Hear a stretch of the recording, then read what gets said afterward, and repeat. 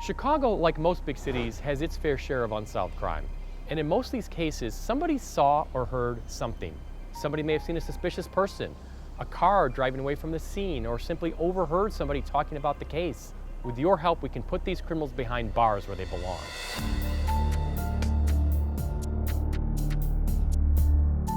Here in Chicago, we have too many unsolved murders.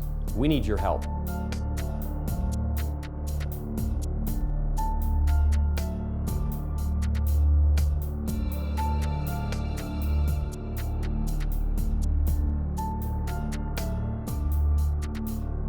In these cases, the police department is only as strong as the citizens that get involved.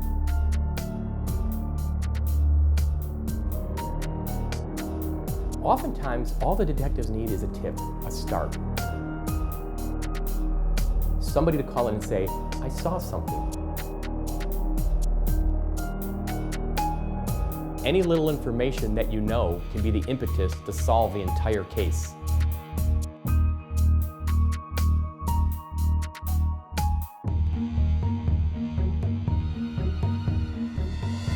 On tonight's episode, we'll look at the case of Deonte Smith. On August 1st, 2009, Deonte Smith, an inquisitive, caring young man, was enjoying himself at a block party.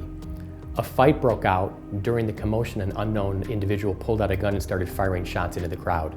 As he was fleeing, Deonte was struck by a bullet. Here's his story.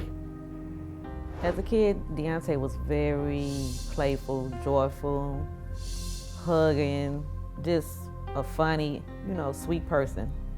Very inquisitive kid. Always wanted to stay ahead of things and everyone. He always wanted to be that guy that knew a little bit about everything. When I was 11 years old, through a mutual friend, he used to always tell me, oh, you gotta meet my cousin, man. He get all the girls, so you just gotta come meet him. And when we finally met, just hit it right off. As Deonte got older, he started getting into the girls more. He thought he was this really cool dude that could dress. Oh yeah, he was the flyest man. Everybody wanted to get their style or their swag from Deonte. He loved fashion. He'd come over there, he'd show you his new clothes or fashion books, look on the internet. That was him, fly. He had a strange love for music at his age. He could have been like a young A&R or something like that. He could always tell you like music, like a artist. He could take an artist before they got popular and tell you like, this guy gonna be hot.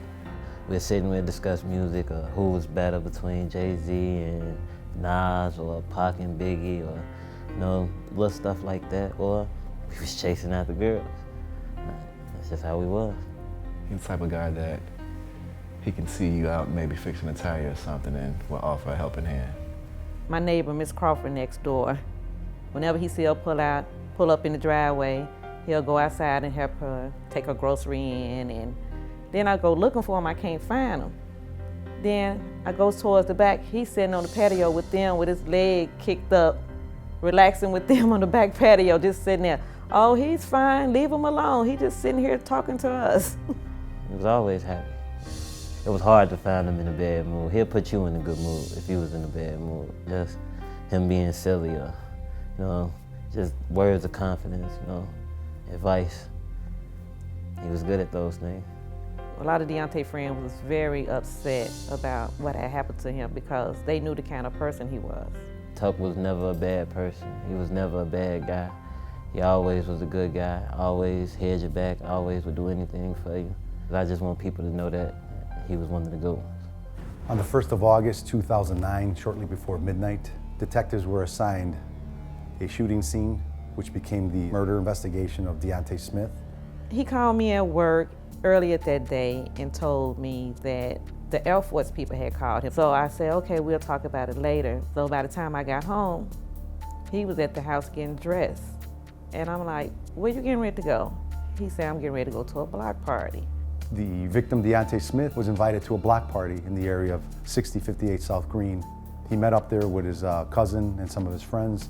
They were enjoying the barbecue, the food, and during the block party, there was a fight with some girls, and then a lone gunman, male black, produced a handgun and began firing at the partygoers. Our victim, Deonte Smith, suffered a gunshot wound to the upper torso, the chest, and made it to the area of 910 West 61st Street. That's where he collapsed and was found DOA by the Chicago Fire Department. A couple of hours later, about 11:15, my telephone started ringing, just kept ringing back to back. Everyone kept saying, Deonte got shot, Deonte got shot. I was with my girlfriend at the time, and I was talking, oh, Deonte got shot. And by him being him, him being the person it was Deonte who? Like, that was the last person on my mind, like, never. So I leave at the house and I get in the car and I start driving around. I went to his girlfriend's house, knocked on the door repeatedly, nobody came to the door. Then I got back in the car, just started driving around. Then I seen a whole lot of police lights flashing. I arrived on one side and Tanya was on another side, and I didn't see them yet. So when I first got out there again, I just thought, oh, wrong person. Like, I couldn't believe it. And when I got there and seen that he was still out there laying on the ground, it was devastating. Like a feeling that I can't even explain. It was unreal, still surreal to this day. Have you been in an accident? Have you been the victim of discrimination or had your rights violated? Have you been injured? If so, the lawyers at Hale Law would love to talk to you. We offer a free consultation. Call me, Andy Hale, 312-870-6926. 312-870-6926. I look forward to talking with you about your case. On the 1st of August 2009, shortly before midnight, the victim, Deonte Smith, was invited to a block party in the area of 6058 South Green. And during the block party, there was a fight with some girls, and then a lone gunman produced a handgun and began firing at the partygoers. Deonte Smith suffered a gunshot wound to the upper torso of the chest and made it to the area of 910 West 61st Street. That's where he collapsed and was found DOA by the Chicago Fire Department. When people get killed, then it's a whole life change. You have to try to live your life the new normal. It's very emotional. It pulls the family apart. It's really hard to explain, because me and my brother, my mom's only 2 kids, so it's just me and him, and it's like a piece of the puzzle was missing. A lot of time when the holidays come around, you think about, he would help you around the house, putting up the decorations, helping you cook in the kitchen, and be like, Mom, don't tell nobody I was helping you peel these potatoes, Just little funny stuff you remember him saying when he would help you around the house. He was the light, that was the guy that was there to make you smile and to make you happy. So it's hard him not being there, I used to be a late sleeper. I'd get a phone call 8 o'clock in the morning, 9 o'clock in the morning, early bird get the money, boy, get up, So like just missing those things and those moments is life-changing, period. To die of violence or something like that, just something we would have never expected. The detectives were able to locate several cartridge casings that were picked up. Those are currently being worked up with the lab. I followed up by interviewing the victim's mother and then reworked up some of the evidence that we have. And right now we're waiting for that evidence to come through. And also we're hoping that other additional witnesses that were out there come forward, because it's one of those things, it's not safe to be out in like these parties that are overpopulated, because what happens is sometimes, as we believe in this case, this lone gunman took advantage of this opportunity, and people wind up, unfortunately, at Deonte Smith, and they get murdered, and they had nothing to do with any of the reason why this gunman produced the gun and started shooting like that.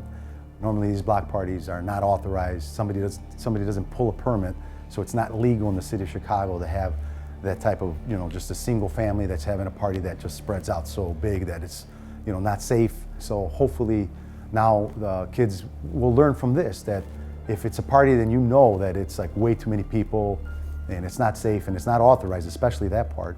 It's just best not to go, because if they pull a permit and then talk, normally what happens is the Chicago Police Department assigns a car or two, and there's officers patrolling the area just to make sure that everybody's safe, and especially they have a good time, but they have a safe time as well, which is the most important thing.